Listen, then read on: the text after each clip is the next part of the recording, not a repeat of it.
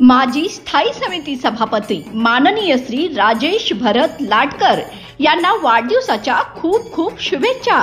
शुभेच्छुक भरत सोनवणे सामाजिक कार्यकर्ते, विशाल चव्हाण सामाजिक कार्यकर्ते, मंगलताई चव्हाण माजी नगरसेविका, कैलास गौडदाप माजी नगरसेवक, महेश जाधव सामाजिक कार्यकर्ते, बाबासाहेब ठोकळे सामाजिक कार्यकर्ते, विकास सावंत, अजित कांबळे, पप्पू पठाण, डीजे राहुल तलवार, दावीद चौगुले, प्रवीण आजरेकर, असलम शेख, शक्ती सिंग दुधाने, सदा कांबळे आदी कार्यकर्त्यांकडून माननीय श्री राजेश लाटकर यांना वाढदिवसाच्या अनंत अनंत शुभेच्छा।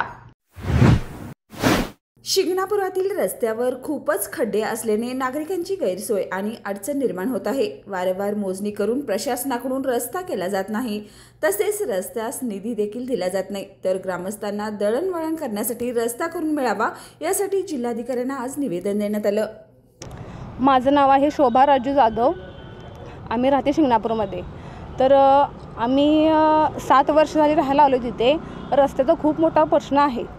2-3 वेळा निधी येऊन गेला, पण तो परत मागे गेला, कारण की काही लोक त्याला रस्ता करायला परवानगी देत नाही आहेत। तर प्लीज हा रस्ता होण्यासाठी आम्हाला परवानगी मिळावी।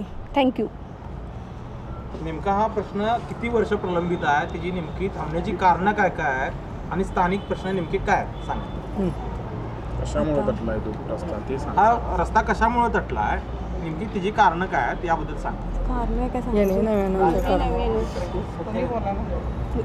थोडं बोला याने नवीन तुमच्या ह्याच्यात बोला, तुम्ही कोल्हापुरात आला म्हणजे शुद्ध बोला, असं काय नाही। तुम्ही गल्लीत बोलताय तसं बोला, काय हरकत नाही। याने 99 या वादात हा रस्ता थांबलेला आहे। 2007ला हा रस्ता झालेला होता। रस्ता त्यावेळेला ग्रामपंचायतनं केलेला आणि आता ग्रामपंचायत हा रस्ता का करू शकत नाही। त्याला जिल्हा परिषदकडनं हा रस्ता झालेला होता आणि आता हा रस्ता वादात राहिलेला आहे की तो म्हणतो मी 99मधनं आहे, मी NA मधनं आहे। ह्या ह्याच्यात त्यांनी पैशाची मागणी वगैरे करायला लागल्यात। मग गोरगरीब लोक जी तिथं राहणारी असणारी ती या लोकांनी पैसे वगैरे हे कुठनं अवलंबून द्यायचे। बाबा आम्हाला हा रस्ता दाखवून तिने प्रॉपर्टी विकलेली आहे आणि आत्ता तो रस्ता आत्तापर्यंत होत होता आणि आता का होत नाही। आम्ही आत्तापर्यंत ग्रामपंचायतला वारंवार भेटून सुद्धा हा रस्ता होत नाही। निधी आलेला आहे कर रस्ता करू शकत नाही। वाद आहेत। मग आम्ही आता कुणाला भेटणार। त्यासाठी आम्ही साहेबांना इथं कलेक्टर ऑफिसला भेटायला आलेलो आहे की ह्यातनं आम्हाला काय तर तोडगा करून द्यावा, जेणेकरून आम्ही अपंग आहे, आम्हाला चालता येत नाही, त्यातनं आम्हाला जाता यावं। जेणेकरून एक बाई तिथं चालत असताना प्रेग्नेंट होती, तिचं बाळ वारलं। एका बाईच्या नवऱ्याचं डोक्याची मेमरी हे झाल्यामुळं त्याला सरकारी नोकरी गमावावी लागली। असा रिक्षावाले मामासुद्धा तिकडच्या रस्त्याला येत नाहीत। मग आम्ही किती जणांना सांगू आणि किती हे करू म्हणून आम्ही आता ह्या महिला सगळ्या त्रस्त महिला आहे। आम्ही वैतागून आम्ही आता कलेक्टर साहेबांना भेटायला आलो आहे। हे जेव्हा कोणीतरी आमची दाद घ्यावी आमची एवढीच मागणी आहे। या रस्त्याअभावी साधारण किती कुटुंब आहेत ज्यांना याचा त्रास होतो?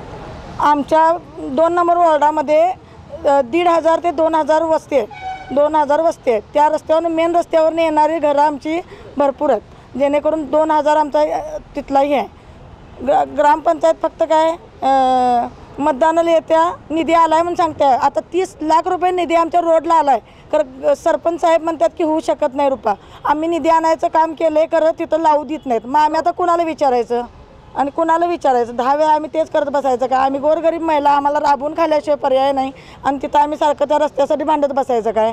येण्या जाण्याची सुद्धा एक लोकांची परिस्थिती नसताना लोकांना आम्ही घेऊन आलो। ह्याच्यावर काय तर तोडगा करून आम्हाला साहेबांनी द्यावा एवढीच आमची विनंती आहे।